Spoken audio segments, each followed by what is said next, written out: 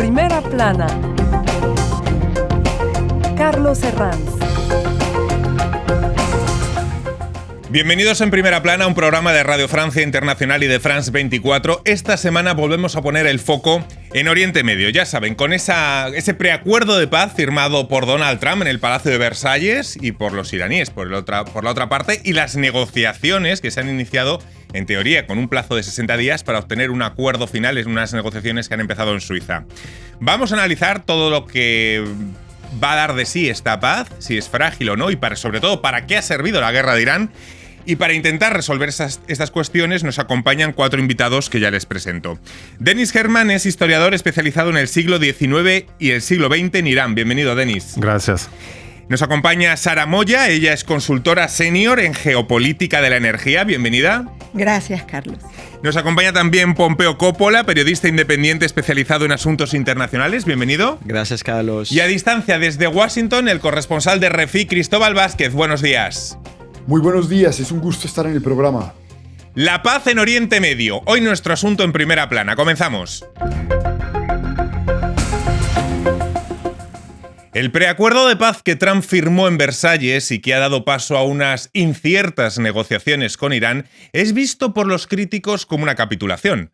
Parece que el régimen de los ayatolás puede salir reforzado con un balón de oxígeno financiero tras una guerra asimétrica en la que la combinación de tácticas militares y objetivos civiles fuera del campo de batalla ofreció al régimen iraní una ventaja competitiva y psicológica pese a su evidente inferioridad frente a la primera potencia del mundo. El golpe financiero por el cierre de Hormuz, sumado a unas elecciones intermedias a menos de 6 meses de distancia, llevó a Trump a buscar una salida y colgarse la medalla de pacificador, a pesar de haber sido él mismo quien inició una ofensiva militar que traicionó una de sus promesas centrales de campaña. Todo esto nos lleva a preguntarnos hoy en el programa ¿para qué ha valido esta guerra? Repasemos lo que dice la prensa. Houston Chronicle. J.D. Vance dice que las conversaciones con Irán en Suiza sentaron una buena base para el acuerdo.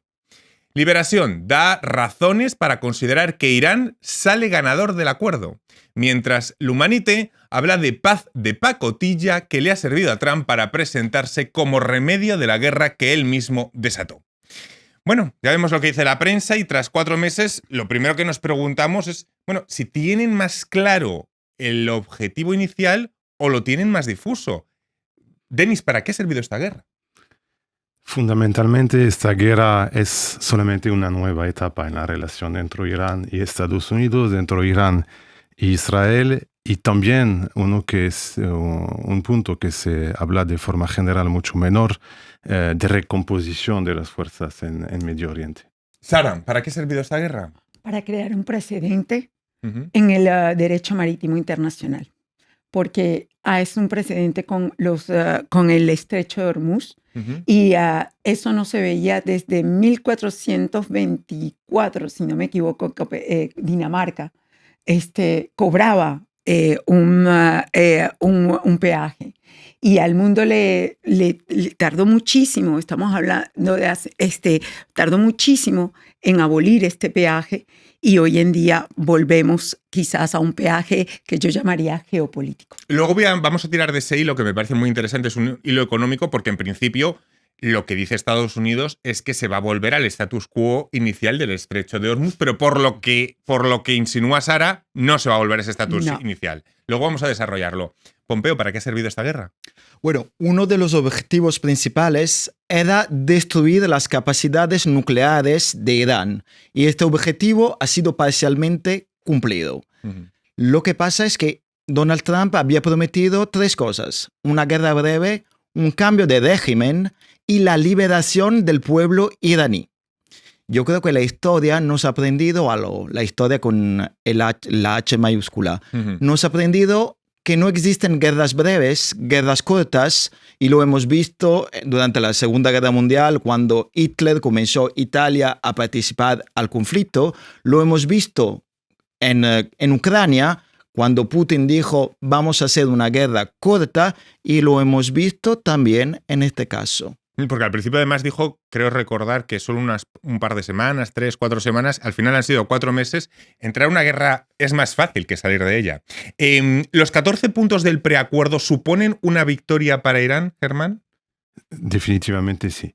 Hay más que ganar. Irán sale mejor con esos 14 puntos. En el caso que se cumple el tratado y en el caso que no hay nuevas interacciones de diferente tipo, Irán sabe muy bien que a cada momento Estados Unidos puede cambiar de opinión. La guerra de junio de 2025 se inició durante una junta de negociación. Esta guerra que empezó fin de febrero también, y es Trump también que tiró el acuerdo de 2015. Entonces el nivel mutual de confianza está bastante limitado. Hay desconfianza. Por supuesto, pero esta guerra definitivamente nos hace entrar en una nueva etapa, reconoce muchos derechos de Irán, incluyendo su capacidad natural y legítima a vender su petróleo de forma normal, como cada país, una baja importante de las sanciones contra Irán. Pero un balón de oxígeno económico para los ayatolás, porque si añadimos lo de las sanciones, el plan de reconstrucción, es decir, un régimen que estaba presionado a nivel de la oposición interna, ahora tiene un balón de oxígeno. Definitivamente retorna a una situación más natural, simplemente, es decir, con una capacidad de desarrollar su economía, vender su petróleo como otros países. Pero otra vez, hay que ver lo que va a pasar en las futuras semanas. Está por el momento bastante ligado también a la situación con Líbano y en Líbano, no hay que olvidarle, y la recomposición de las relaciones mutuales a través de todo el Golfo.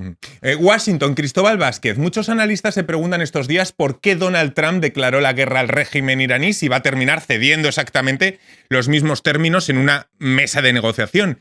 ¿Qué respuesta se da esto en la sociedad o en los medios estadounidenses? ¿Para qué ha servido esta guerra? Bueno, la verdad es que Estados Unidos está peor de lo que estaba antes de empezar esta guerra con Irán, en parte porque no acabaron con el enriquecimiento de uranio, ni lo podrán hacer a futuro. Además, estos potenciales bombas nucleares y su arsenal nuclear ya había supuestamente sido destruido en ataques anteriores de Estados Unidos a Irán. Además, Estados Unidos en estas rondas de negociaciones y de conversaciones no ha asegurado una verificación internacional de este enriquecimiento de uranio, y además Estados Unidos en este memorando de entendimiento tendrá que pagar cerca de $300 millones.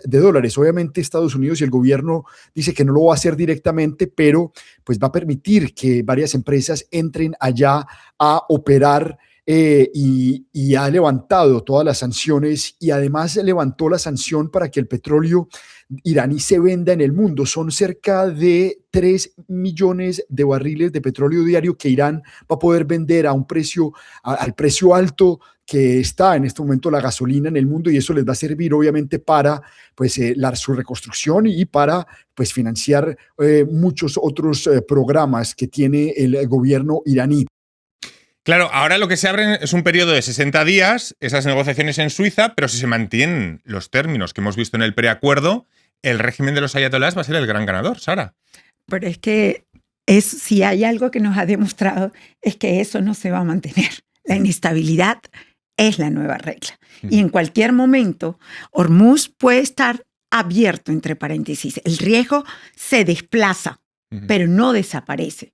Porque aunque el precio del Brent, veamos, y todos los títulos digan que baja, va más allá. Hay fletes, hay seguros, hay los clubs hay unos clubs que trabajan en la seguridad de los buques. Esos clubs han ganado muchísimo. La capacidad del LNG, del gas licuado sí. americano. O sea, nosotros, ¿qué consumen las empresas? Las empresas no consumen Brent, consumen queroseno, fertilizante. Eso subió y va a seguir subiendo. Sara, entiendo por lo que estás diciendo que la inestabilidad es una nueva realidad que ha venido para quedarse y que ese status quo de lo que conocíamos por el derecho marítimo, de la libertad de navegar por Hormuz, ha pasado a la historia, pero a la historia con H, o sea, ha pasado al pasado. Ha pasado a la historia y el precedente que crea, porque en el derecho marítimo está prohibido cobrar por circular dentro, por los estrechos. Una cosa es que el canal de Panamá, canal de Suez, eso da servicios y por ese servicio tú pagas. Pero los estrechos, eso como yo lo decía, era en 1429. Existía en Dinamarca. Y los países, incluyendo Estados Unidos, tuvo que pagar para abolir ese peaje. Y hoy en día estamos retrocediendo. Pompeo, no sé si creen que Trump se ha dado cuenta del lío en el que se ha metido. Antes lo comentabas, lo fácil que es entrar en una guerra y lo complicado que es salir. Y estamos asistiendo a una especie de rectificación a la Trump, en la que hay que darle por ganador cuando todos sabemos lo contrario. Bueno, lo que pasa es que en la Casa Blanca ya no hay decisiones ponderadas. Parece que ya no hay decisiones ponderadas, sino decisiones instintivas. Durante el primer mandato de Trump hablamos no sé si se acuerdan, hablamos de los adultos en la sala, es decir, esos generales que hacían parte del entorno de Trump, que actuaban como un freno a las decisiones impulsivas del presidente. Que ahora ya no existen. Ya no hay adultos en la sala y yo creo que el error más grande que pueden hacer los líderes cuando tienen poder es rodearse de yes men. Es decir, de personas que están allí solo para complacerles y que no tienen ni la valentía ni la fuerza de contradecirles. Eso suena súper peligroso. Cuando a una persona solo le puedes dar la razón, es de las cosas más... Y encima a la persona que dirige la primera potencia del mundo. Y de hecho, cuando estas dinámicas se producen, las malas decisiones son inevitables. Eso es la parte de Estados Unidos, pero si volvemos a mirar dentro de Irán, Denis, las libertades de los iraníes ¿son los grandes perdedores de esta secuencia iniciada por Trump? Es difícil decir, es la cuestión del cambio de régimen que vemos, es decir, cómo el régimen está evolucionando. Perdió una gran cantidad de sus más importantes representantes, por empezar con Ali Khamenei, el líder máximo de la revolución, y muchísimos otros. Aparentemente, la estrategia de Israel como de Estados Unidos fue de no matar o eliminar a la dimensión o la parte más republicana del régimen.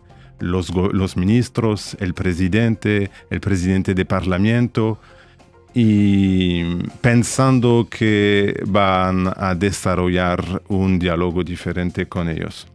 Lo que pasa también es una renovación del régimen porque sale una nueva generación mucho más joven que el gran público, quiero decir, el público afuera de Irán no conoce, incluyendo yo mismo. Vamos a seguir hablando a vuelta de pausa porque la paz deja muchos interrogantes, el status quo de Hormuz, los controles nucleares o la situación del Líbano, pero va a ser a vuelta de pausa aquí en Primera Plana. RFI, la selección del mes. ENS.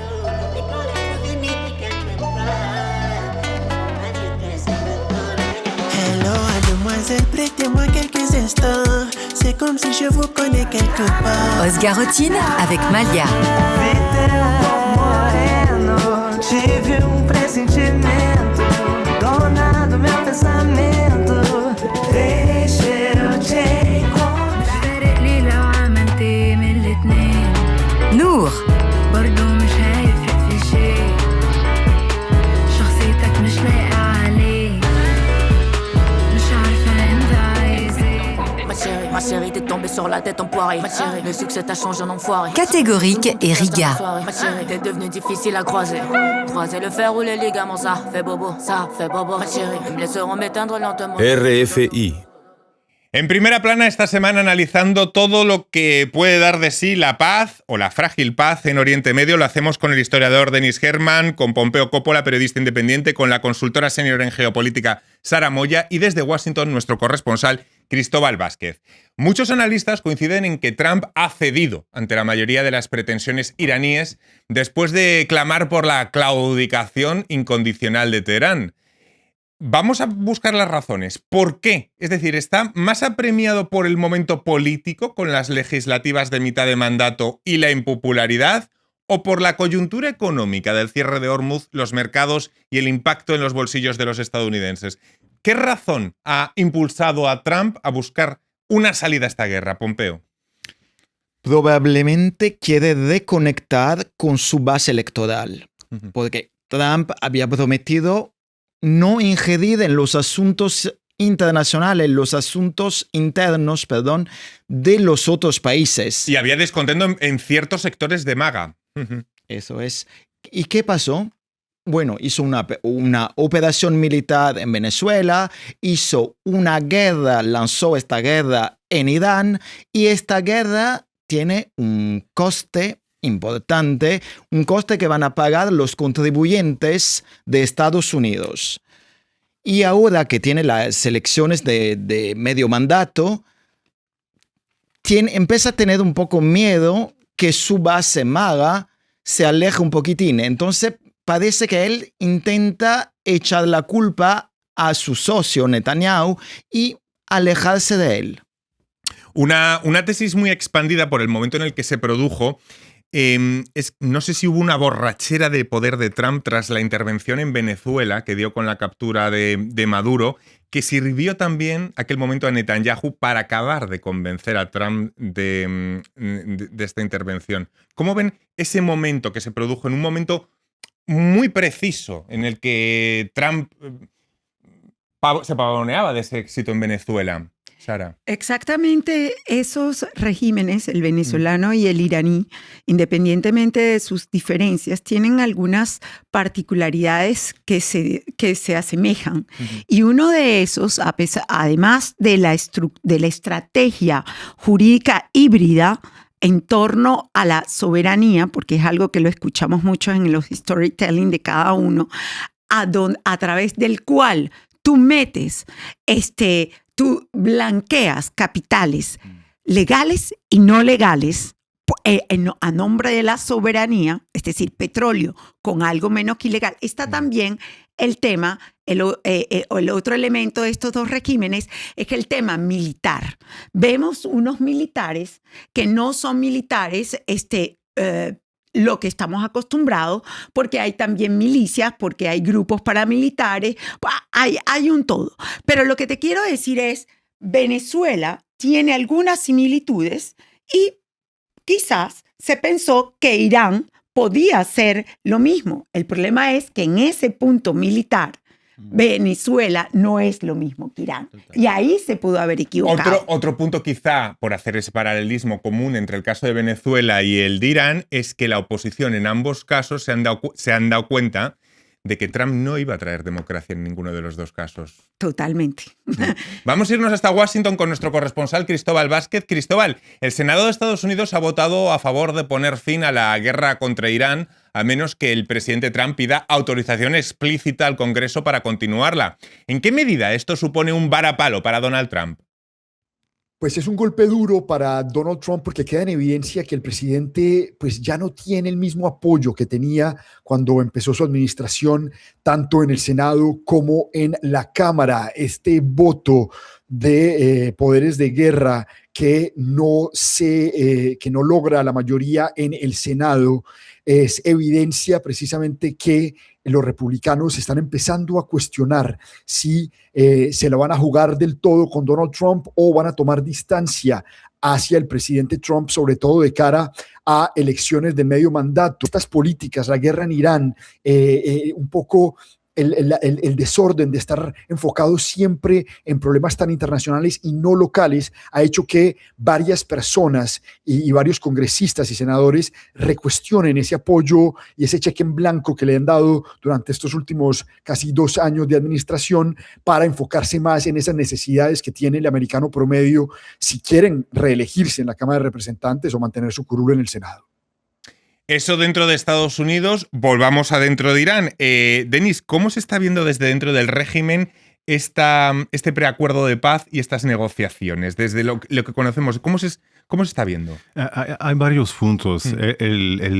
Uno que no hemos mencionado también hasta el momento es que Irán considera, a pesar de todos los golpes que recibió, que pudieron casi acabar con las bases militares americanas en la región, algo que jamás América o Estados Unidos conoció hasta la fecha. Entonces se considera victorioso, incluyendo al nivel militar. Eso es un elemento muy, muy importante que tomar en cuenta. El otro aspecto es la cuestión del Líbano. Es decir, que Irán no quiere avanzar en la negociación y está listo a cerrar otra vez el estrecho de Hormuz, al caso que la cuestión del Líbano no se arregla, lo que significa por Irán la fin de todo tipo de ataques israelí en Líbano. Es el país de la región que pagó el más alto precio a nivel social y económico. Hablamos de más de 1 millón de desplazados, casi 20-25% de la población, la casi totalidad del sur destruido, más de 60 pueblos que ya no existen, pueblos o ciudades, destrucción mayor en grandes ciudades del sur como Nabatea, Tiro, Saida.